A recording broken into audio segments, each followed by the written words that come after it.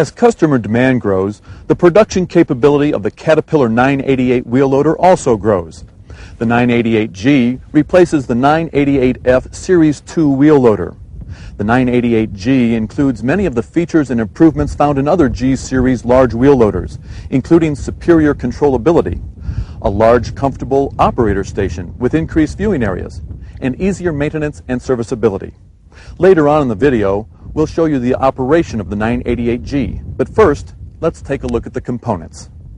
The 988G now comes with the Caterpillar 3456 engine to provide better response, higher torque, and better fuel economy. Other new features include an impeller clutch torque converter for better control of rim pull during loading, 4 different reduced rim pull settings to tune the rim pull to underfoot conditions to prevent slipping, updated electro-hydraulic implement control, and a fabricated box boom for better visibility. While you should view this video in its entirety and adhere to its guidelines, it is not a substitute for the operation and maintenance manual. Please study the manual thoroughly and keep it in the operator's cab for easy future reference. We'll discuss 6 key areas in this video: safety, the walk-around and daily maintenance, the operator's cab, operator controls, operator techniques, and the shutdown. All have new information unique to the 988G, so do not bypass a section because you think you are already familiar with it. We'll focus on safety first. We should not only be concerned about the downtime of the machine, but our own personal downtime as well.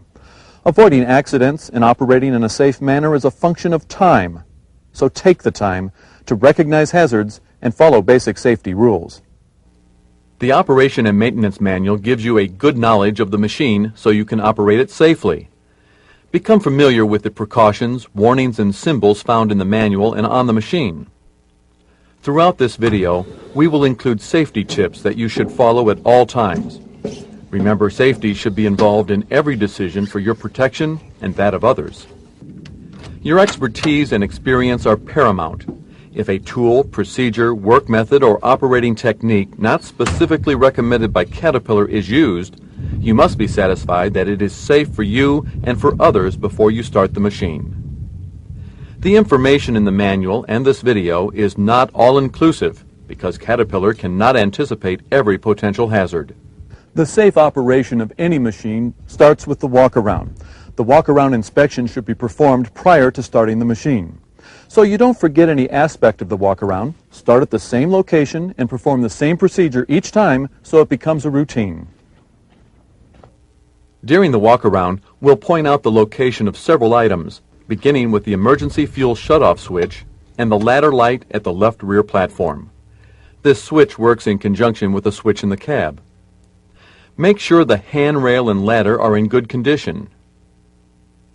Make a visual inspection for proper pressure and any cuts on the tires, and check for loose lugs on the rim. As we move forward, note the position of the fast fuel connector and the fuel cap. The articulation area should be clear of any debris. Check for loose hoses or damaged parts.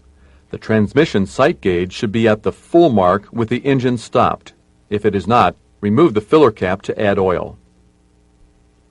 Look for any cracks in hydraulic hose and check for leaks around the wiper seals on the hydraulic cylinders. Check the front tire for cracks and loose lugs as you did with the rear tire. If any of the oil-filled maintenance-free linkage pins are leaking, notify the shop. The remaining grease linkage joints should be greased daily. As you walk around the bucket, check its overall condition, especially for signs of cracking. Make sure all tips, adapters, and segments are secure. As you move to the other side, look at the back side of the bucket. Again, check the pins for leakage on this side. Don't overlook the front tire as you go by. The pivot area should be free of debris and there should be no cracks or other damage to hydraulic hoses. Note the location of the hydraulic oil filler tube. Check the hydraulic oil sight gauge. Oil should be slightly above the center mark when the engine is cold to allow for expansion as the oil warms.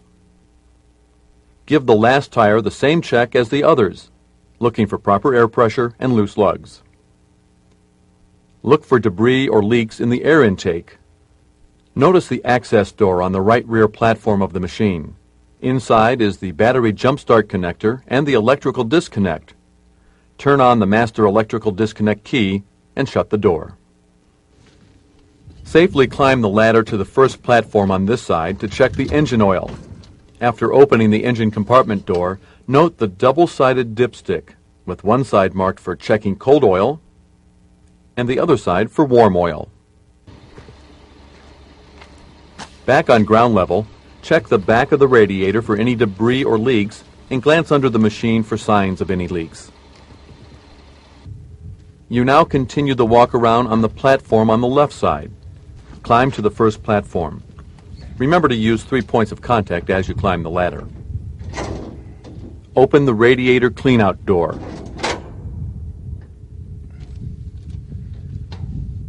Check there and in the air intake for any debris that may block airflow. The radiator sight glass inside the air intake grate should have coolant visible in the glass. If additional coolant is needed, the radiator cap is under the access door on top of the hood. You need to open the engine compartment door on this side to check the air filter indicator. Complete inspection details are in the Operation and Maintenance Manual. Report anything that may cause unsafe operation or damage for corrective action before beginning work. If there is a change in operators, the new operator should conduct a complete walk-around before beginning work. There's one more thing to check before getting in the cab: the windshield washer fluid level. It may seem like a small item, but you'll be thankful later. Once you've made sure the windows are clean, you're ready to get in the cab.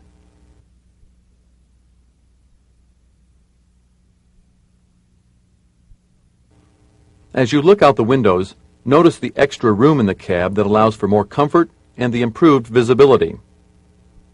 As always, the first step is safety.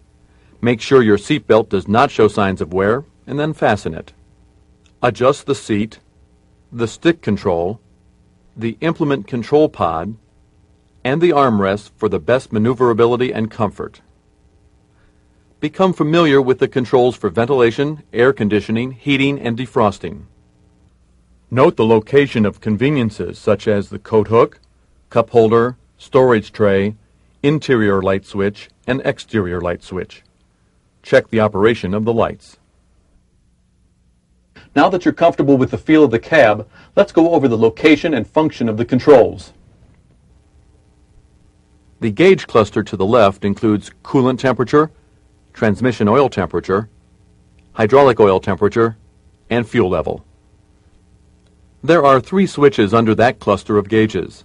On the left is the service code switch. To the right of it is the starting aid, which injects a pre-measured amount of ether into the air intake. The third switch, the throttle lock, must be on for the throttle lock feature to work. Directly in front of you is the tachometer. The speedometer and gear indicators are displayed at the bottom of the tachometer. The status lights are below the tachometer.